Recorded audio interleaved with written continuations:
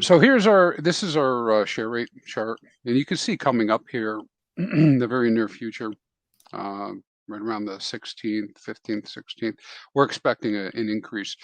And how that's calculated out is we know what stakes are going to be ending, and we know approximately what their yield is, and we can make a guess at what the yield will be between now and when the stake comes out.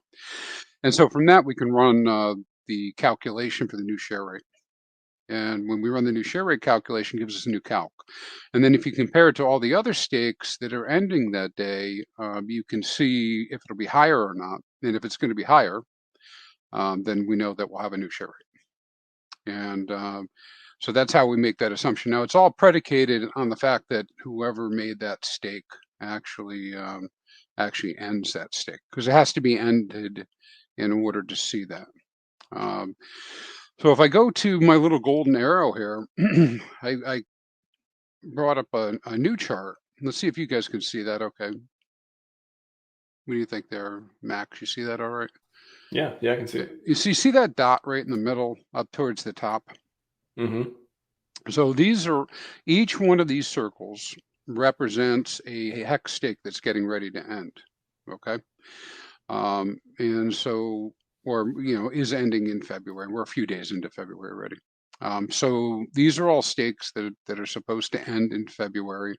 Each circle represents a stake.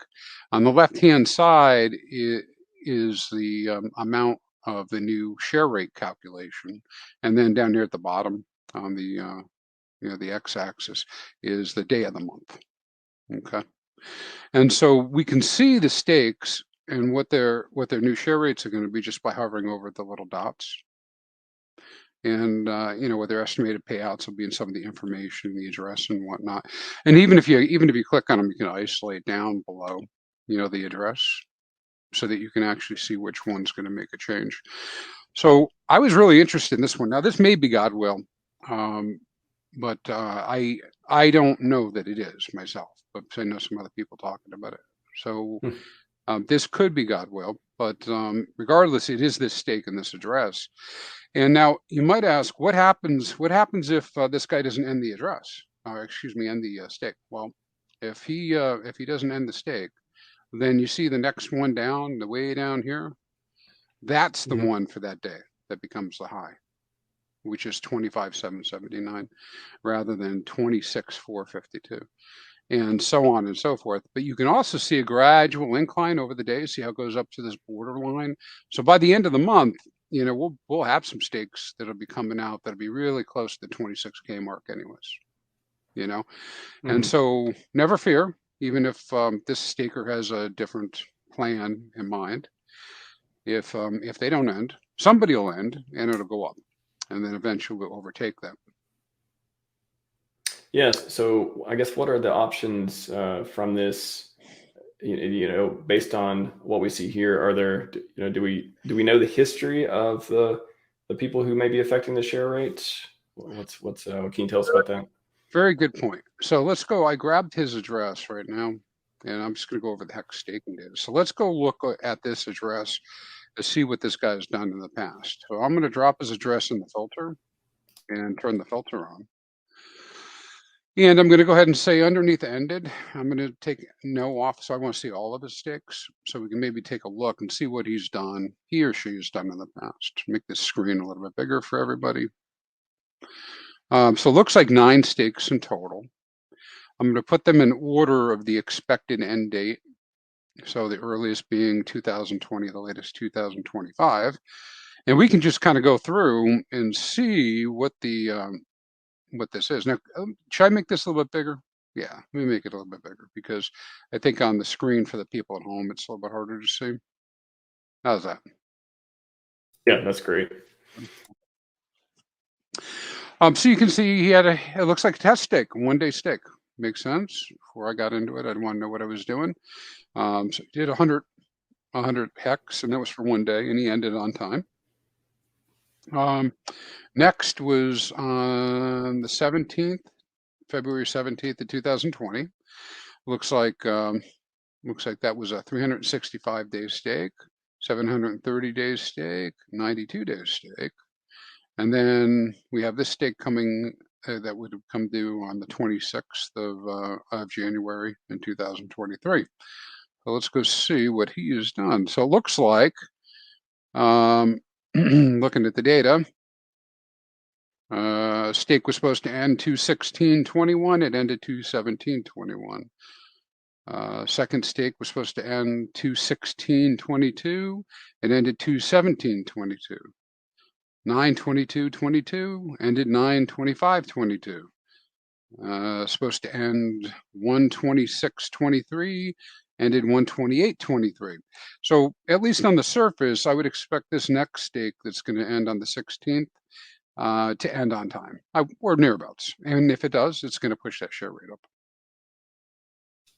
And can you explain to people too what it means when the share rate goes up and down, like how these whales can affect that?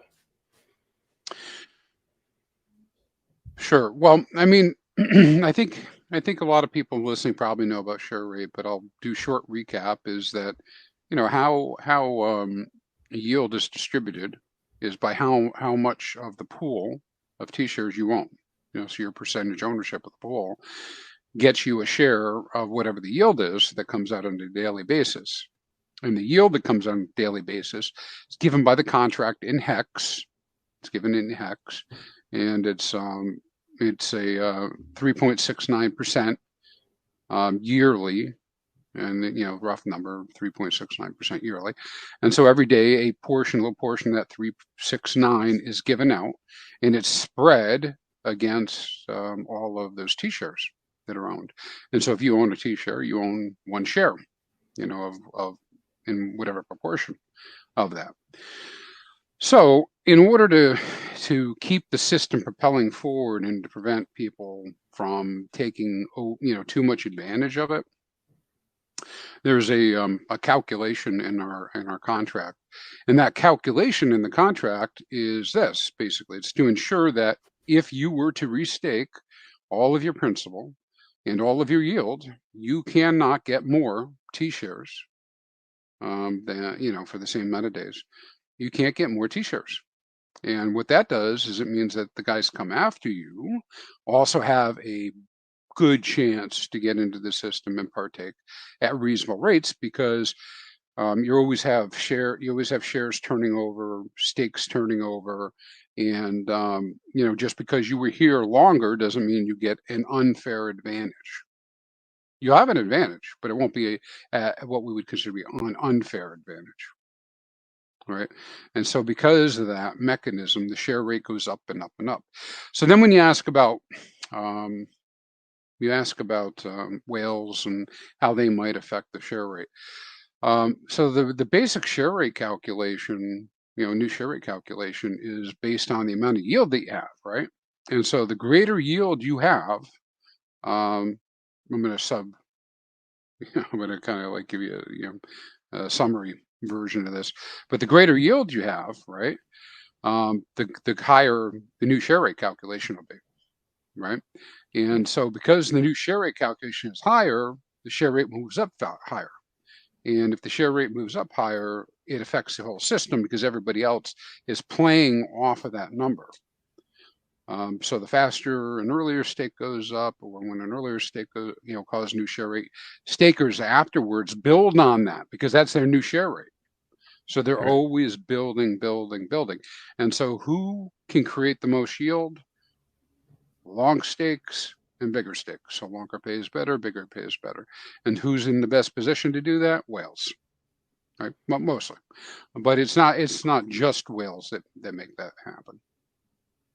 So with this example, like when people are looking at this data, what should the average staker want to happen? Would they want the T-shares removed from the pool? What would they want the whale to do that would benefit everyone else staking, for example? Well, it depends on your objective, right? Do you mean in terms of your own? You mean like your own personal instance? I'll tell you, what do I want a whale to do? All right, this whale's coming out. You know what I want the whale to do? I want, because God wills a whale, right? I'd like to see the God will, for the most part, restake everything and go out longer. Now, why would I want him to restake and go out longer? Because it shows his confidence in the system and help strengthen the system, make it less volatile. Right. So that's what I would want. Now, practically, I don't know whether the God will do that or not. I assume he will, because that's what he's always done in the past, and so I assume that'll happen. But I'm not, it's not off the table that he actually would scrape some as well, and that's fine too. Well, in regard to the share rate too, I mean, what happens if he restakes for longer after this? What happens if he just ends the stake and doesn't stake any longer? And I guess those are the two scenarios that would affect it. So he ends the stake and doesn't stake anymore? Mm-hmm. So the rest of the system will just go on its own, right, and keep going. And how does that affect the share rate? It won't affect it, because after he's ended, he's ended. If he's not partaking, it won't affect it.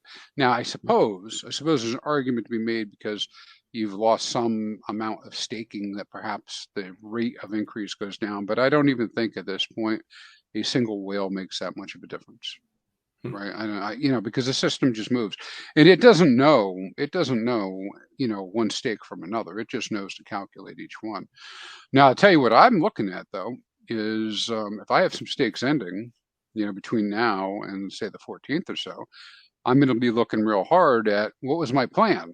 If my plan is to restake, then I would definitely restake before, as soon as possible before the share rate jumps, because once the share rate jumps, you're going to be stuck with whatever the new rate is.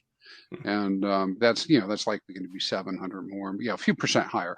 Now, will that end your day? No, but it'd be nasty, it'd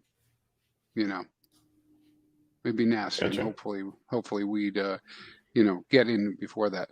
And of course, this has tendrils into other spaces. Like you have the Hedron and ICOSA both rely on this calculations as well. And so what you could do is, if you're looking at something like we were just looking at, I do have a page with what I call actionable insights. The page doesn't want to get too small. What you're able to do is you can kind of like follow along on this chart back here. And if you know that this is going to happen, you're going to come out right before, get your stakes in before, get them in before, because you know that this thing's going to go up. So that's one of the actionable insights. You can go there and do. Now a lot of people they're pretty interested about this, and they kind of want to know what's happened with share rates, right? Because I got this question a lot, because I thought it too in the beginning. I thought in the beginning of Hex that the only way share rate went up is that somebody had to have more ROI. But that isn't exactly true. It's not that way. Not exactly. It's easier to say it that way, that higher the ROI, the higher the share rate goes. I also thought that you had to stake really long and really big, right? And none of those things are in fact true. And so if we look at this this little table here, you can see all of the share rate changes that have happened since the beginning of time. We could actually go through them. And you can see we have 30-day stakes changing it, 1-day stakes changing it, 8-day stakes, 28-day stakes, 13-day stakes, all shapes and sizes.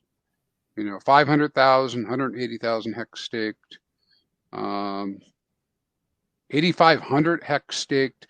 So it really has a lot less to do with size than it does with timing. Where your T shares in place at a point where you get a much higher yield. And if you were, then it's likely you're going to create a new share rate. So that's just looking at these in order of today, right?